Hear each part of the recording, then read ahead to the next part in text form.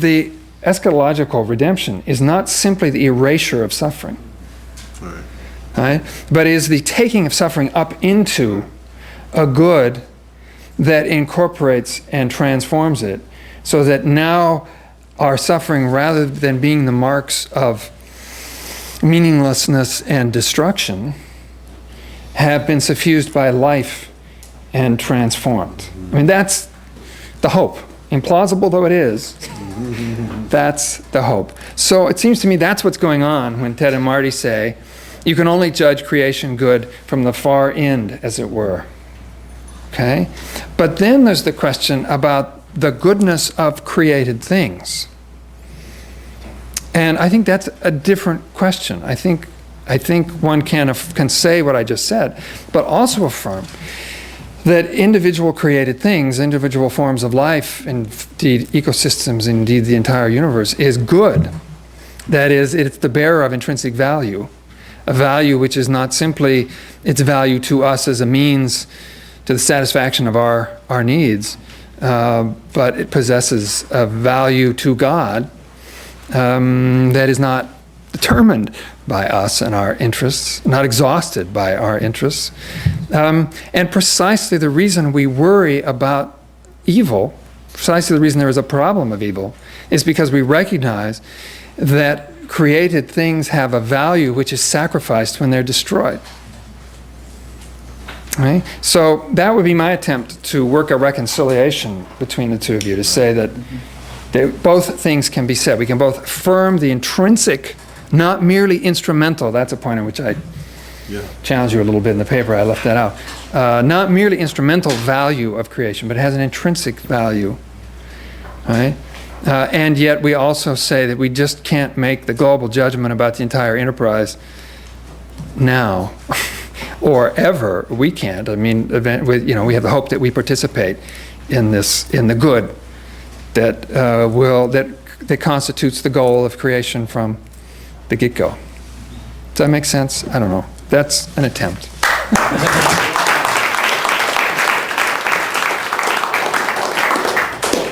I have a couple of announcements.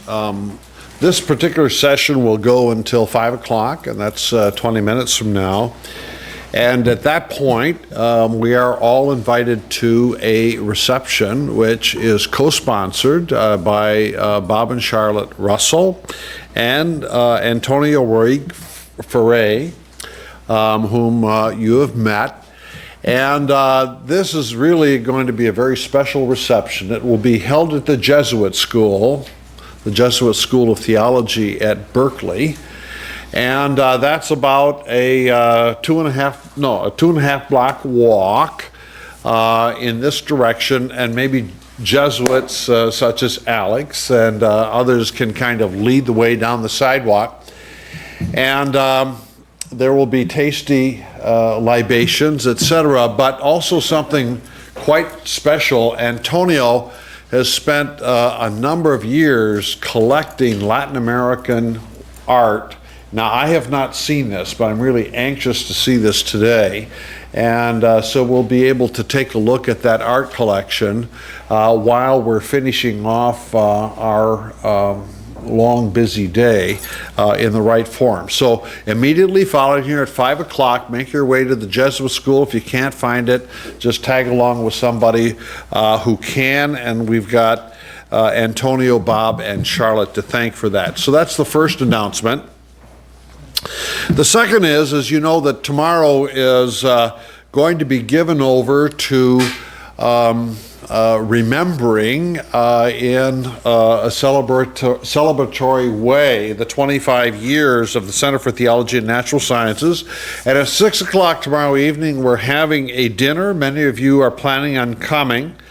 There is room for 15 to 20 more people who have not yet signed up. So in the event that you might want to come to this dinner tomorrow evening but have not signed up, there is still room. It'll be held at 6 o'clock in Dotremont over at Pacific School of Religion. Melissa, sitting there in the back, will take your name if you think that you'd like to sign up at this time for that dinner. We've got a quarter of an hour, and let's think for a minute, our task last night and then again today was to think about making a case for what we had originally thought would be theistic evolution, and now it doesn't have a name. I think that I'd like to hear if anybody has any parting shots, some important things that have not yet been said, but need to be said. So let's go with Kirk to kick it off. Okay. Do you want to take hands or just dive in? Dive in. Okay. So I want to venture a kind of summary comment on a particular theme that seems to have emerged today. The theme is the relationship between evolutionary randomness and divine purpose and divine activity. I think every one of the speakers today is after a form of what Ted has called hypothetical consonance between science and theology. But I think there's a rift that's emerged. And people have been polite about it, but I'm going to name it. And I think it's a rift between Ted and everyone else. So if you'll bear with me for just a second. Ian, now this is on the question of randomness and divine purpose. Right? Ian thinks that redemption occurs within history. So a theology of nature specifically needs to take account of evolution. It must allow for scientific knowledge to constrain the construction of theological images. Right? Alex thinks that the depth of contingent evolutionary forms is nothing less than the glory of the Lord, of a God who can be characterized as openness. Phil talked about evolution as the divine milieu, reveals the paradoxical nature of God's energies. Antje talked about the evolutionary picture of the world as being complicated, not just competition, but cooperation. Right? So she sees those not just competition, but cooperation as the deepest marks of creation. And I'm extrapolating a bit here. I think she would say that they say something about the Creator, about the Coram Deo. Bob thinks that randomness in physical and biological processes, the supposed trump card of the atheist, is precisely where we can conceptualize God's action in the world. Right? And that makes sense to us now, not just eschatologically. And Tom, in line with what Bob says, asked the question of how to square the randomness of evolution with the affirmations of God's good purposes. And he says theological responses should be sunk deep in the doctrine of creation. So you have a God who plays dice, or a God who uses chance to shape the world's history. All of those proposals share the idea that what we're after here is a critical appropriation of science informing theological reflection. Now, what does Marty say? Marty today, in fact, said, not in the paper, but in his comments today, said that he wants to connect our knowledge of evolutionary processes to divine acts of differentiation and embellishment. So it sounds to me like he's after something similar to what the rest of the folks are after. Right? They all share an attempt of taking science, the science of evolutionary biology, into theological reflection. Ted, and here I'm engaging in a little bit of redactive speculation, right? When they say in their paper that theology should not attempt to locate purpose, direction, or even value within nature. I take that to be Ted. I may be wrong about that, but so I take that to be a summary of Ted's position. I take it that Ted thinks that the meaningfulness of creation can be revealed only retroactively. What's the point of all that? It seems an odd way, Ted, to go about hypothetical consonance by isolating theological reflection from the sciences rather than engaging it. It seems to me like everyone else here wants to engage the sciences and use science as a store of images and concepts to shape the way we think about God, God's activity. You, on the other hand, seem to want to separate the two. In fact, nothing that we know about the world can tell us about purpose, direction, or value. Nothing that we know scientifically. All of that will be revealed retroactively instead. That seems to me a very different strategy from everyone else, and a curious one for someone who's interested in hypothetical consonance.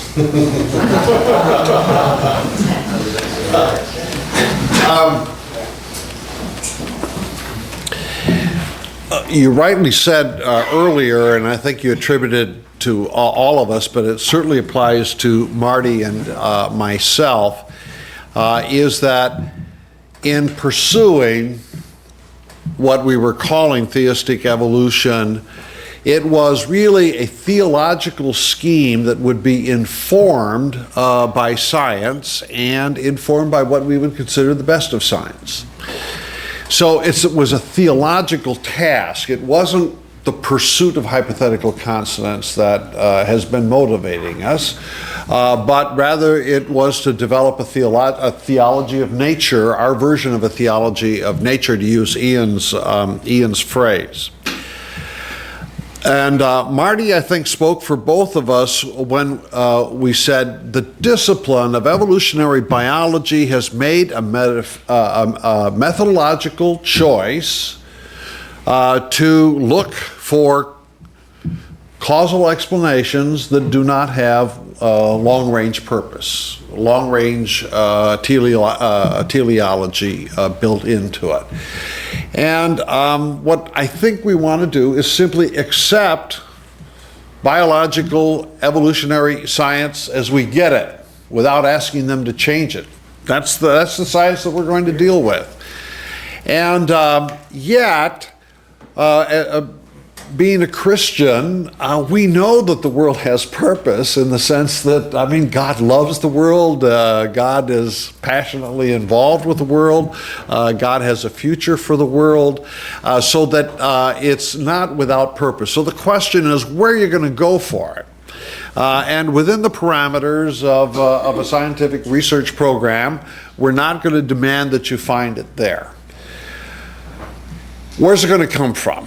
Well, I think it's going to come from our distinctively theological resources, what we think has been revealed about God through the story of Jesus, through the report in the Scripture, and the symbols of the resurrection, the symbols of the new creation, the symbols of healing, and those kinds of things are what we want to integrate. So I don't ask an evolutionary biologist to operate with those symbols as a biologist. It's really the construction of a Christian worldview, which is informed but not limited to what's going on scientifically.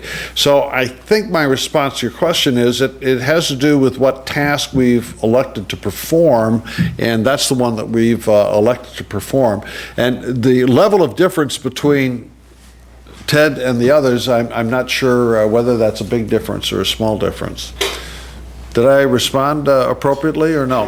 Well, yes, I realize that you want to do theology that's informed by the sciences, but it's informed in a way that seems to me informed negatively, or informed at a remove. There's nothing about biological evolution that shows up in your theological framework. Nothing about how God works in the world, other than to say that there's nothing we can say about this process except retrospectively from a kind of kingdom perspective. But the other people were all willing to say, you know, this helps me think about God's openness. This helps me think about the way the activities of God in suffering. And your proposal doesn't negate, but it avoids any connections of that kind. Yeah, I think you're very astute in pointing that out.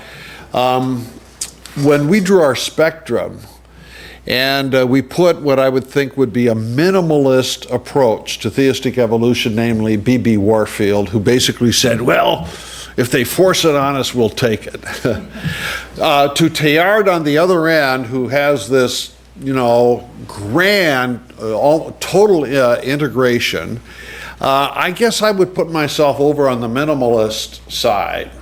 I think Marty, probably more than Ted, will look in such things as emergence and networking, and he'll see in these natural phenomena signs that would anticipate God's fulfilling action. And maybe, Marty, you can answer for yourself, puts more weight on those things than I do. Well, I would agree with what you said about my comments today. Yes, I've been very much influenced as a Thomist. I'm looking for ways in which the science that I know and do and love can be reflected in some sense in my theological understanding. Again, being mostly doing the science and coming to the theology sort of later in that reflection. So yeah, in that spectrum, I would separate Ted and I somewhat, but I don't think we're as opposed as you've said. Certainly, I've agreed with Ted in our writing and doing this together. We've gone through many versions of these things. We've both come to the understanding that the science of evolution should, in our reflection, be honored as the science. Okay, and as Ted said, it says what it says, and it says it with a certain methodology in mind that precludes the notion, say, of purpose, for instance, and the like, and only is looking at it as the result of observation, then converted into a model of natural causes. Given that, I wouldn't ever let the theological, the evolutionary science say more than that. I think that was, in fact, what we saw as one of the principal dangers that led to something like intelligent design. The notion that the science should speak more than it actually ever does, both to intelligent design as well as atheistic materialism on the other side. That's the critical danger we were trying to avoid. But Ted is right in that my own personal spiritual journey would push me to want to be more to the side of Teilhard on that spectrum than to the side of B.B. Warfield. Good. 4 more minutes. Who wants the last word? Michael. Just one word. In your second to last paragraph, you tell us that, since this is a pick on Ted afternoon, you tell us Martinez Hewlett wants to disappear for hours into his laboratory and pursue new knowledge about the beautiful world, but you don't tell us what Ted wants to do.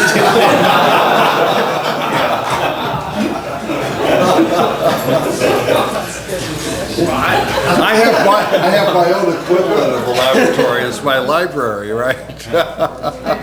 Yes, Luann. I have a quick comment as well. I want to say that I appreciate so much what both of you have done here on all of the papers as well. I agreed with Phil that the agenda of getting into the fray of the culture wars can be done alongside of the various other tasks of expanding the Christian understanding or the theological understanding of evolution. And I so want to commend you, Ted, for what you have done in terms of trying to understand what it is that creationists and ID people and others at CTNS as well have tried to understand what it is they stand for, because that, I believe, is a real openness and can put a new opening in the dialogue, because understanding the positions of others is truly the beginning of a basis for dialogue. Wow.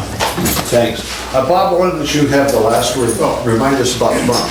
The last word first, just bookkeeping, housekeeping, is that tomorrow at 2 o'clock, right here, we'll have our commemoration of the 25 years. You're all invited to come, 2 to 5, commemoration and a book lunch.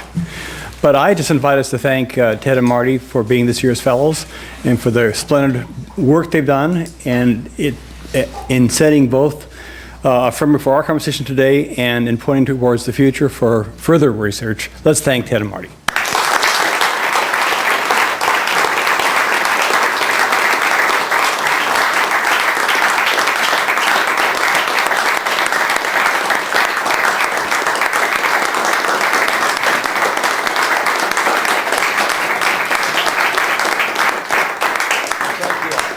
Okay, research is over. The fun begins. Let's go to JS2B. Okay. Thanks.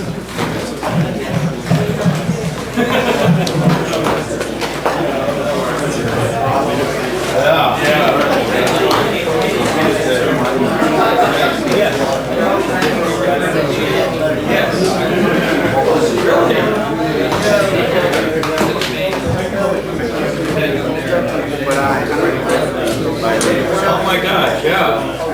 Great to have lunch or something. What are you going to be there? So the 22nd? Yeah. I'm a pastor at Midwest. Yeah, I Yeah.